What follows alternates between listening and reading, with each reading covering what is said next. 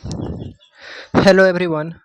आज हम लोग देखते हैं खिलजी वंश, जो सभी एग्जामों के लिए बहुत इम्पोर्टेंट टॉपिक है।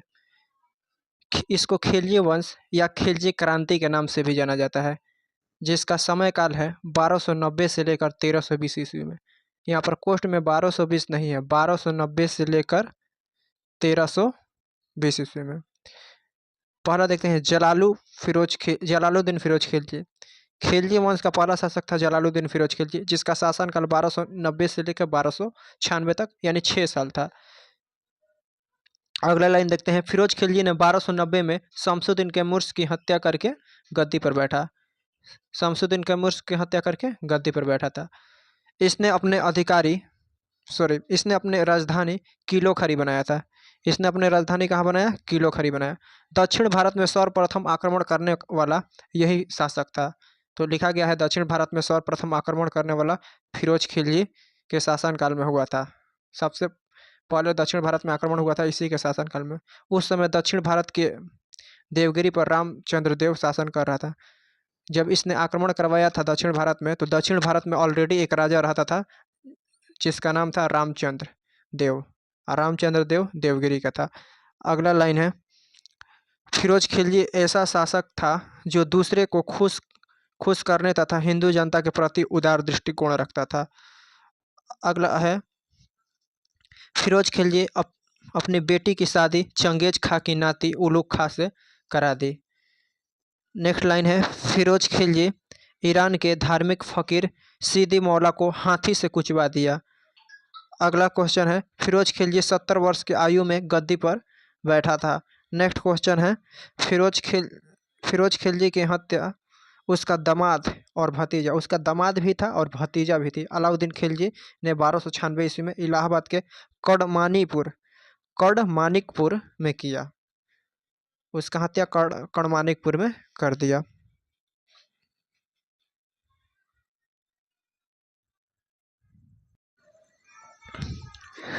फिरोज खिलजी के बाद गद्दी पर बैठा अलाउद्दीन खिलजी।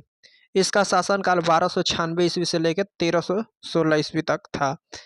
अलाउद्दीन खिलजी ने अपना राज्य अभिषेक बलबन के लाल महल में 1296 ईस्वी में कराया। राजमहल मतलब गद्दी पर बैठना। इसका बचपन का नाम था अली और गुरसाफ। बचपन में दो नाम था, अली भी था और गुरसाफ, साध सौप और गुरसाफ था। इसने अपना राजधानी दिल्ली के पास सीरी किया। इसने अपना राजधानी कहाँ बनाया? सीरी। राजधानी का नाम था सीरी। इसके शासनकाल में सर्वाधिक मंगोल आक्रमण हुआ था। सबसे ज्यादा मंगोल आक्रमण हुआ था इसी के शासनकाल में हुआ था। तथा इसे निपटने के लिए अलाउद्दीन खिलजी ने रक्त और तलवार की नीति अपनाया था। इसने कौन सा नीति अपनाया था? रक्त और तलवार का नीति। अगला क्वेश्चन है, अलाउद्दीन खिलजी का दरबारी कवि अमीर खुसरो ने इसको विश्व का सुल्तान या पृथ्वी के शासकों का सुल्तान या युग का विजेता या जनता के चरवाहा कहा था। इसके दरबार में एक कवि रहता था जिसका नाम था अमीर खुसरो। अमीर खुसरो ने इसको 4 गो नाम दिया। कहा कि ये विश्व का सुल्तान है। फिर दूसरा बात कहा पृथ्वी का शासकों का सुल्तान है, पृथ्वी के शासकों का सुल्तान। अगला नाम दिया युग का विजेता है और अगला नाम दिया जनता का चरवाहा है। तो यहाँ से चारों नाम आप लोग देख सकते हैं। इसके बाद है, इसने कठोर नीति अपनाया। इसने अपने शासनकाल में बहुत कठोर नीति अपनाया विकास करने के लिए। अगला लाइन है, अलाउद्दीन खिलजी के शासनकाल से दिल्ली सल्तनत में साम्राज्यवादी युग का प्रारंभ हुआ। इसी के शासनकाल में दिल्ली में साम्राज्य का बहुत सारा विस्तार हुआ, इसीलिए इसके शासनकाल को साम्राज्यवादी युग भी कहा जाता है। अगला लाइन है, अलाउद्दीन का प्रथम सैन्य अभियान 1298 ईस्वी में गुजरात में हुआ। प्रथम सैन्य अभियान यानी मारधाड़ वाला प्रथम अभियान किया था गुजरात में रायगढ़ के शासक बघेल राजपूत कर्ण के विरुद्ध। प्रथम आक्रमण किया था बघेल राजपूत कर्ण के विरुद्ध। इसी अभियान में अलाउद्दीन खिलजी ने 1000 रुपया में मलिक कफूर को खरीदा। अलाउद्दीन खिलजी ने इस अभियान में 1000 रुपया में एक व्यक्ति को खरीदा जिसका नाम था मलिक कफूर।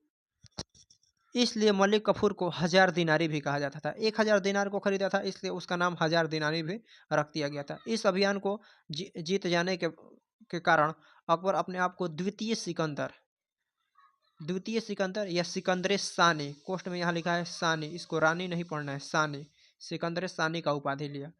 ये विजेता हुआ, इसमें जीत गया तो खुश होकर बोला कि हम द्वितीय सिकंदर है।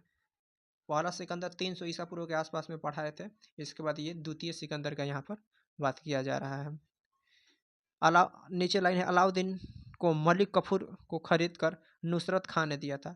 अब अलाउद्दीन 1000 दिनार लेके थोड़े गया था दुकान पे कि हमको एक मलिक कफूर दे दीजिए, एक अपने सेना को भेजा था कि जाइए एक व्यक्ति को खरीद के लाइए।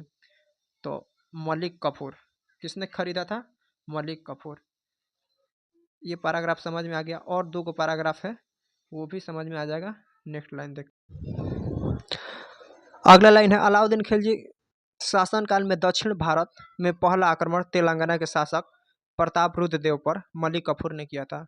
यानी अलाउद्दीन खिलजी के शासनकाल में दक्षिण भारत में पहला आक्रमण तेलंगाना के शासक प्रताप रुद्र देव पर मलिक कफूर ने किया था। फलस्वरूप प्रताप, यहाँ पर प्रताप है, प्रताप रुद्र देव ने अपनी एक सोने की मूर्ति बनवाकर तथा उनके गले में सोने की जंजीर डालकर आत्मसमर्पण के लिए मलिक कफूर के पास भेज दिया तथा मलिक कफूर को कोहिनूर हीरा दे दिया।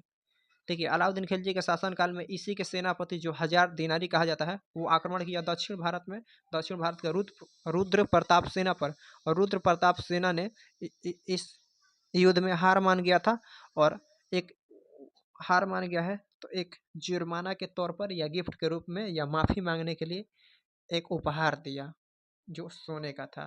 सोने का मूर्ति दे दिया उपहार में, और साथ में कोहिनूर हीरा भी दे दिया। अगला लाइन है, 1303 ईस्वी में सर्वप्रथम चित्तौड़ को अलाउद्दीन खिलजी ने जीता। 1303 ईस्वी में सर्वप्रथम चित्तौड़ को किसने जीता? अलाउद्दीन खिलजी ने जीता, तथा इसका नाम खिजराबाद कर दिया। इसको जीत कर इसका नाम कर दिया खिजराबाद। यहाँ पर दिख नहीं रहा है, खिजराबा लिखाया है, तो खिजराबाद समझना है। नेक्स्ट लाइन है, अलाउद्दीन खिलजी ने सैनिक को नगद वेतन दिया और इसे अस्थायी सेना रखा। यहाँ पर सॉरी, अस्थायी नहीं होगा, अस्थायी होगा, यहाँ पर काट देना है। अलाउद्दीन खिलजी ने क्या क्या कर रहा था? सेना को नगद से वेतन देता था। अगला लाइन है, इसी के समय मुस्लिम राज्य पूरे भारत में फैल गया। मुस्लिम का राज्य सबसे ज़्यादा भारत में फैला था तो अलाउद्दीन खिलजी के समय में। अगला लाइन है, इसने घोड़ों को दागने तथा सैनिकों का हुलिया लिखने की प्रथा शुरू की। ये क्या करता था? घोड़ा पहचाने में नहीं आता था। जंग के मैदान में सारा घोड़ा एके में फेंटा जाता था, दुश्मन का भी घोड़ा और इसका सैनिक का भी घोड़ा, सब फेंटा जाता था। तो घोड़ा को क्या कर दिया था? एक उसका दाग के रख दिया था, थोड़ा सा क्या किया था, आग से जला दिया था पैर और, ताकि समझ में आ जाएगा कि ये घोड़ा हमारा है। और सैनिक भी मारा जाते थे तो पहचान में नहीं आता था कौन किसका सैनिक है, तो सैनिक को एक अलग तरह का हुलिया कर दिया था, उसका हुलिया बदल के रख दिया था। तो वहीं तो इस यहाँ पर लिखा गया है, इसने घोड़ों को दागने तथा सैनिकों का हुलिया लिखने की प्रथा शुरू की। अगला लाइन है, इसने बाजार व्यवस्था को सुधारा। सबसे ज़्यादा बाजार व्यवस्था इसी के शासनकाल में सुधारा था। इसने मूल्य, यहाँ पर है मूल्य, मुँह अधल या नियंत्रण प्रणाली को लागू किया। इसने भारत में मूल्य नियंत्रण प्रणाली को लागू किया, यानी कि किसी भी वस्तु का मूल्य पर नियंत्रण किया, कंट्रोल किया कि अब ऐसे केजी चावल है तो बढ़ाया नहीं जा सकता है, जब मन तब उसको रेट पर कंट्रोल करके रखा। अगला लाइन है, अलाउद्दीन खिलजी ने अपने व्यापारियों में बेईमानी को रोकने के लिए कम तौलने वाले व्यापारियों के शरीर में मांस काट कर लेने का आदेश जारी कर दिया। यानी कहा था कि जितना सामान कोई लेगा उससे 100 ग्राम भी कम पता चला कि कम दिए हो तो 100 ग्राम हम मांस काट के उसको देंगे। तो देख लीजिए बाजार व्यवस्था को कितना टाइट करके रखा है। इसने बाजार नियंत्रण तथा माप तौल पर नजर रखने वाले अधिकारी क्रमशः मुहतसिब और नाजीर पद बनाया। इसने बाजार को देख रेख करने यानी नियंत्रण करने के लिए 2 पद बनाया। एक मुहतसिब, मुहतसिब यहाँ पर लिखा है मुहतसिब, और यहाँ पर लिखा गया है नाजीर, यानी 2 को पद बनाया था, मुहतसिब और नाजीर। अगला लाइन, अलाउद्दीन 2 कर जारी किया। अलाउद्दीन ने 2 प्रकार का टैक्स लिया था, जिसको जिसको चराई कर और घड़ी कर कहा जाता है। चराई कर दुधारू पशुओं और चरागाह से लिया जाता था, और घड़ी कर घर तथा झोपड़ी से लिया जाता था। जिसके पास दुधारू पशु था, ज़्यादा दूध देने वाले पशु रहते थे, उनसे ये टैक्स लेता था, और घर जिसके पास ज़्यादा था उससे घड़ी कर लेता था, यानी 2 प्रकार का कर होता था। अगला लाइन है, अलाउद्दीन खिलजी की मृत्यु 1316 में जलोदर बीमारी से हो गया। 1316 में इसका मृत्यु हो गया। अगला लाइन है, 1316 में मलिक कफूर ने अलाउद्दीन खिलजी के 6 वर्षीय पुत्र शिहाबुद्दीन की गद्दी पर बैठा कर सारी सत्ता अपने पास कर ली। 35 दिन बाद अलाउद्दीन का तीसरा पुत्र कुतुबुद्दीन मुबारक खिलजी ने मलिक कफूर को हत्या कर के स्वयं गद्दी पर बैठ गया। यानी कि यहाँ पर गद्दी के लिए लड़ाई हुआ है, लिख लीजिएगा।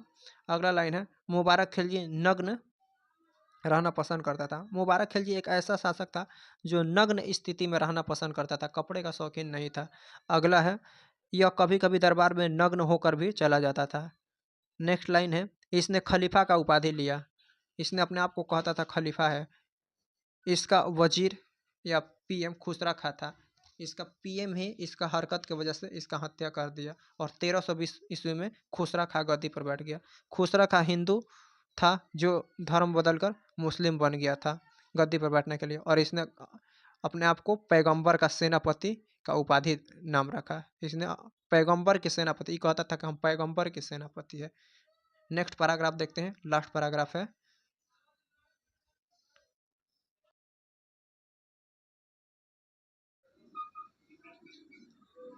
लास्ट लाइन है, 1320 में खुसरा खां की हत्या गाजी मलिक नामक व्यक्ति ने कर दिया तथा खुद गद्दी पर बैठकर 1320 ईस्वी में खिलजी वंश का अंत करके तुगलक वंश का स्थापना कर दिया। देखिए, इससे पहले हम लोग गुलाम वंश पढ़ चुके थे, अब खिलजी वंश पढ़ लिए। इसके बाद हम वीडियो डालेंगे तुगलक वंश, फिर सैयद वंश, फिर लोदी वंश। इस प्रकार करके पूरा दिल्ली सल्तनत हम लोग का क्या हो जाएगा, एंड हो जाएगा। इसको आप लोग अपने कॉपी पर फेयर के तौर पर लिख लीजिए और इसको और ज़्यादा क्लास में डिस्क्राइब